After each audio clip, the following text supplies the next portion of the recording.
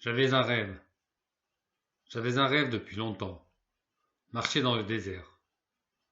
Mais qu'est-ce que le désert exactement? Et où est-il au juste? En ce qui nous concerne, notre voyage se situe dans les parcs nationaux de l'ouest des États-Unis. Et ce n'est pas un désert que l'on traversera, mais plusieurs dans le même pays.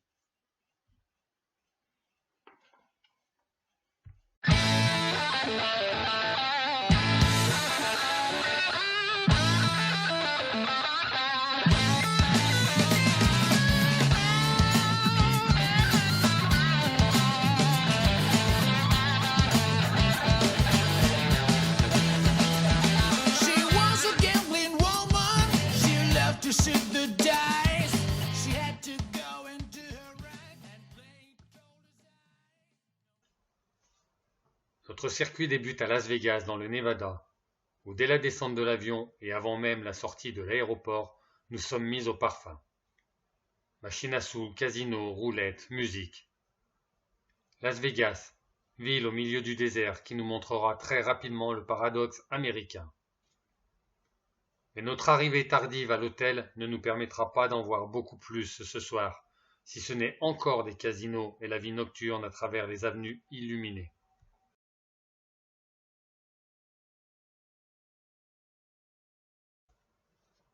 Dès le lendemain matin, et après un petit déjeuner digne de ce nom, nous quittons la ville pour la Californie. Notre destination, Death Valley. Death Valley National Park. Le deuxième plus grand parc national des USA après l'Alaska et un de ceux de la ruée vers l'or.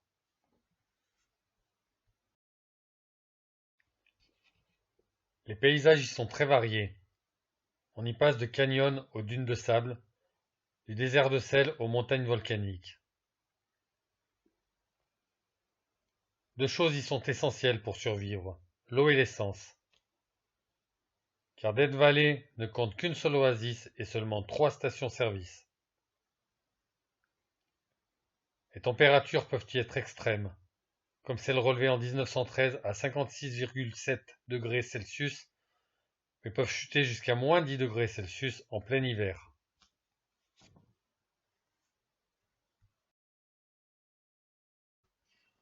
Au cœur de Death Valley, nous nous arrêtons à Badwater, ce qui signifie mauvaise eau. Badwater est un énorme bassin d'eau salée asséchée à moins 85,5 mètres d'altitude au-dessous du niveau de la mer, ce qui en fait le point le plus bas de l'Amérique du Nord. Pourtant, malgré la chaleur extrême, Badwater ne se dessèche jamais complètement et selon les saisons, l'air y est lourd du fait de l'humidité créée par l'évaporation de l'eau. Le lieu doit son nom au fait qu'un géomètre venu cartographier la zone et assoiffé n'ait pu ni se désaltérer, ni donner à boire à sa mule. L'eau y est non seulement salée, mais infestée de petits insectes et de larves.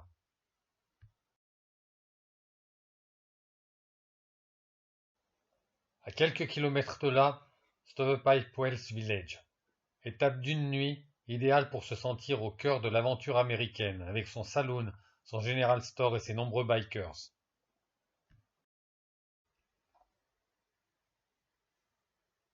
À 500 km plus à l'est, dans l'Utah, nous entrons dans Zion National Park. Connu pour ses canyons et sa Virgin River, le site ne compte pas moins de 593 km² qui font le bonheur des randonneurs et des amoureux de la nature. La faune et la flore y sont très diverses.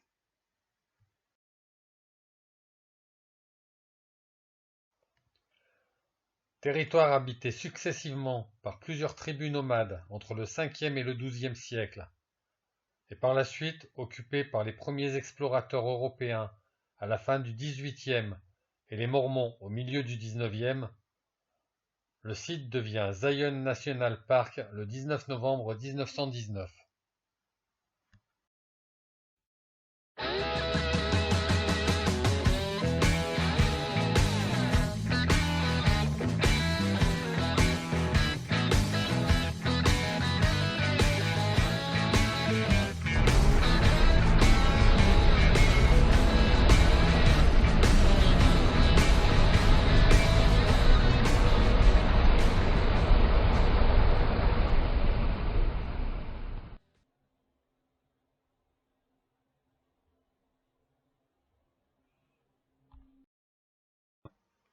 Un autre site, toujours dans l'Utah, aussi extraordinaire, est celui de Bryce Canyon.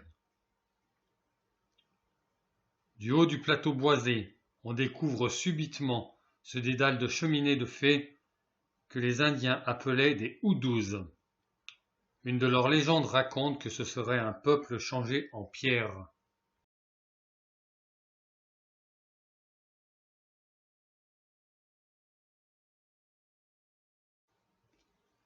Alors que certains hoodoos sont de la taille d'un humain, d'autres atteignent la hauteur d'un immeuble de 20 étages. Nous suivons le chemin qui nous mène 100 mètres plus bas au pied de ce labyrinthe.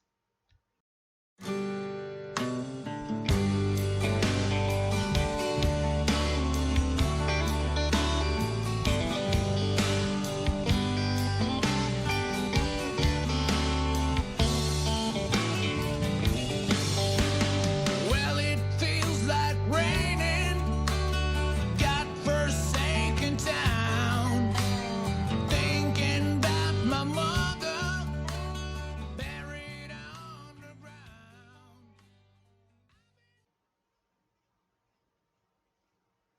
La formation de ce canyon, qui n'en est pas un par définition, car aucune rivière n'a creusé de lit, provient des phénomènes du gel, des suintements de l'eau, du vent et des précipitations.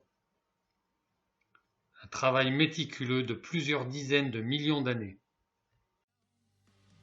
Take me to the places I used to love to be. Nothing ever changes, all but you and me.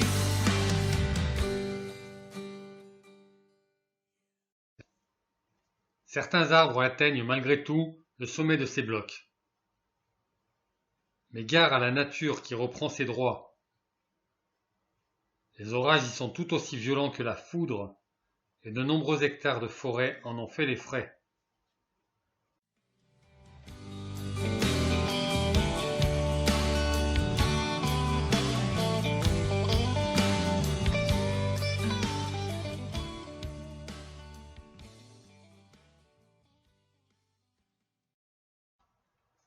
Départ de la ville de Kanab, où nous avons séjourné ces 2 dernières nuits à destination de Page, en Arizona. Mais sur notre route, nous faisons une halte à Glen Barrage, qui sépare l'Utah de l'Arizona. Glen Barrage fut bâti sur le Colorado River de 1960 à 1963.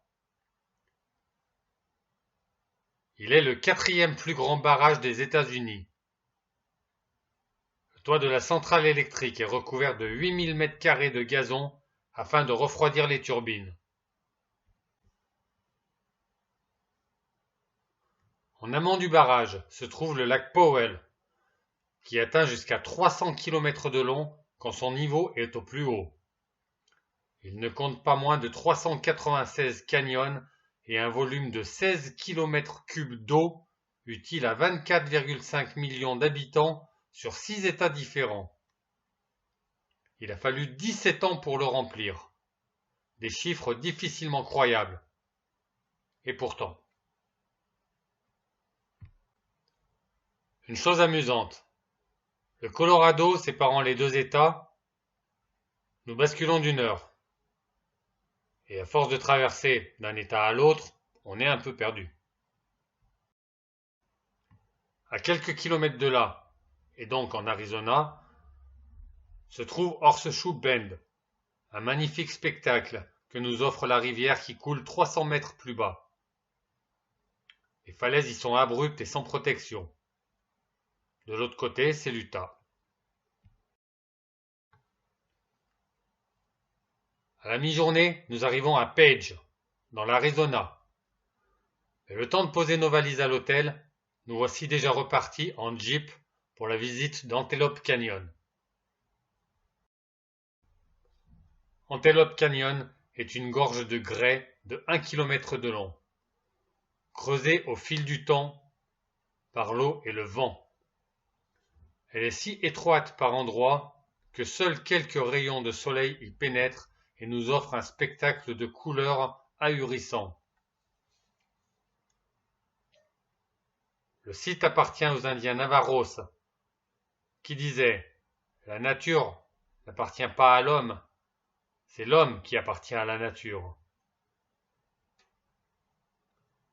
Une bonne prise de conscience. Qui n'a jamais joué au cow-boy dans son enfance? Qui n'a jamais regardé un film de John Wayne ou de John Ford? Nous voici au centre du territoire des Indiens Navaros. Monument Valley se trouve en Arizona, mais jongle aussi avec la frontière de l'Utah. Ici, la nature nous montre combien nous sommes éphémères. Le temps qui passe sculpte patiemment ces rochers nommés Inesbergs. Conçus de grès, de schiste et de limon, on peut imaginer leur forme à nos goûts. Ainsi, certains ont été baptisés comme les Trois Sœurs, l'Aigle impérial ou encore la botte de cow-boy. La plupart d'entre nous connaissons ces photos par rapport aux nombreux westerns tournés ici. Monument Valley est avant tout un lieu où vivent les Navaros selon les rites encore ancestraux. Les cultures de maïs, l'élevage de moutons et de chevaux sont leurs principales ressources, mais aussi la vente de produits artisanaux, car le tourisme a changé bien des choses par endroits.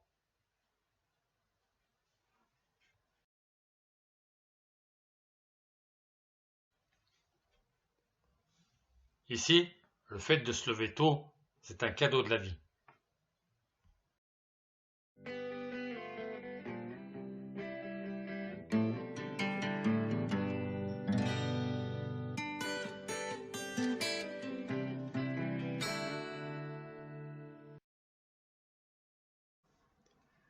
Certains peuples vivaient au sommet des canyons, d'autres à leurs pieds.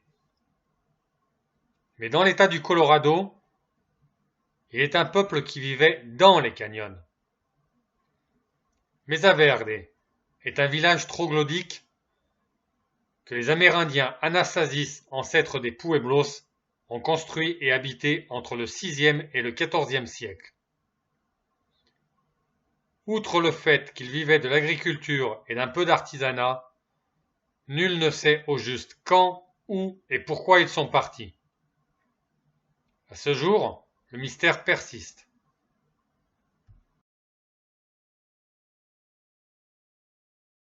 Le jour se lève sur les parcs et le désert. Nous reprenons la route. Depuis le Colorado, nous empruntons quelques kilomètres du New Mexique pour revenir en Arizona. Notre destination, Grand Canyon National Park par l'entrée sud, 450 km plus à l'ouest.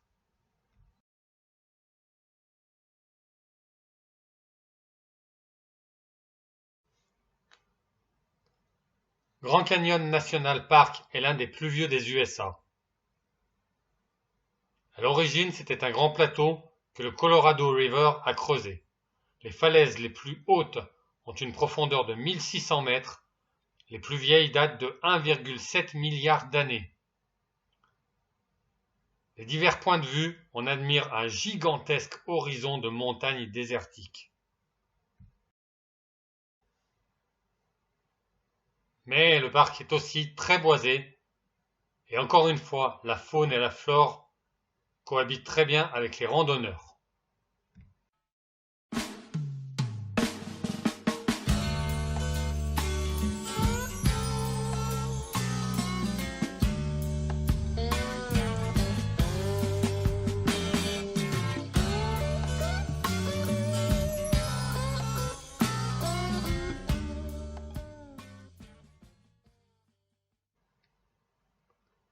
Mais faute de temps, c'est en voiture que l'on rejoindra l'entrée ouest du Grand Canyon.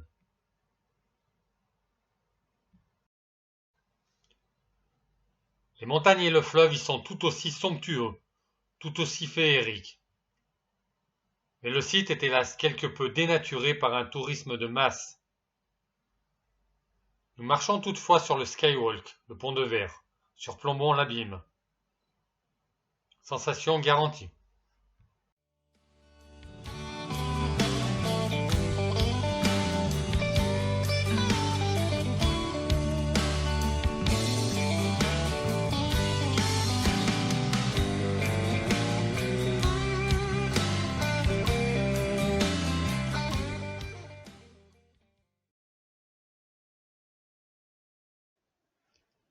Les jours défilent trop vite, et c'est donc en coup de vent qu'on apercevra Hoover Barrage.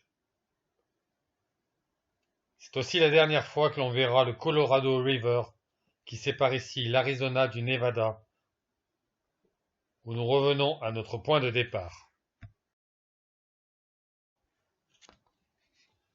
Retour à Las Vegas donc, où les valets nous accueillent à notre hôtel. Que dis-je, il n'y a pas d'hôtel à Las Vegas, il n'y a que des palaces. Chacun d'eux possède son propre casino, son show, sa galerie commerciale, et bien d'autres choses encore. Las Vegas, la ville du jeu, de l'amusement, où les Américains comme les autres ont l'impression d'être dans une grande fête foraine. L'empire de la démesure et du paradoxe, car tout le monde n'est pas riche ici.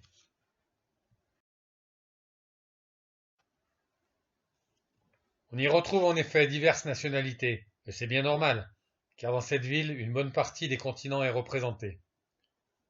New York, Paris, Venise.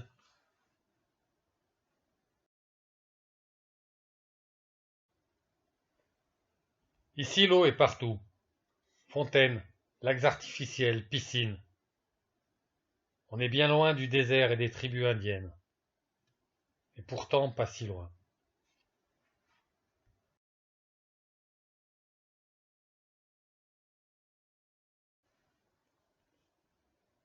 Et si Las Vegas est une ville le jour, elle en est une autre la nuit, où rien n'est suffisant pour distraire le monde. Et c'est d'ailleurs au cours de cette nuit que l'on passera nos derniers moments dans un monde de lumière, de musique, de fêtes et d'Halloween. Un monde artificiel.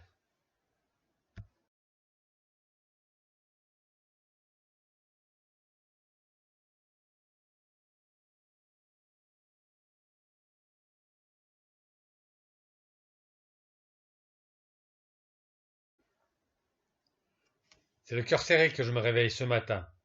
C'est le départ. Toutes les bonnes choses ont une fin. Mais après le décollage, Hoover et le désert nous offrent un ultime cadeau. Un ciel sans nuages leur permet de nous faire un dernier clin d'œil, et c'est du ciel que nous revoyons ce matin une partie de notre parcours.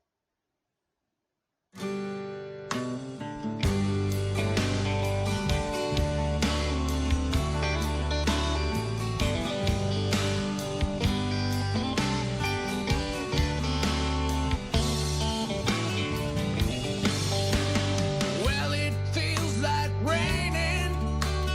God-forsaken town. Thinking about my mother buried